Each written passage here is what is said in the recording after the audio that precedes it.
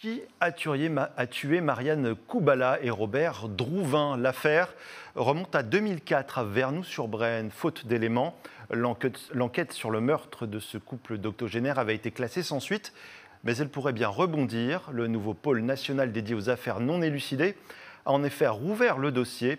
Audrey Champigny revient pour nous sur ce cold case, en effet bien mystérieux.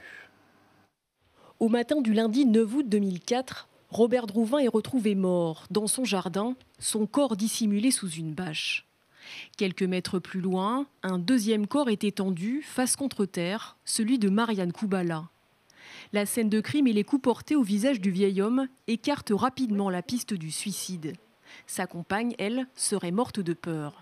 On sait que l'auteur était retourné dans la maison. Il y avait de la poudre d'extincteur qui avait été déversée partout, sans doute parce que Robert Drouvin s'était servi de l'extincteur pour se défendre. L'auteur avait effacé la plupart des traces, sauf qu'il y avait quand même des traces de pas, dont une qui était quand même relativement précise et qui s'est avérée en fait correspondre à une paire de chaussures qui était assez peu courante. C'était un fabricant qui coulait très peu en France.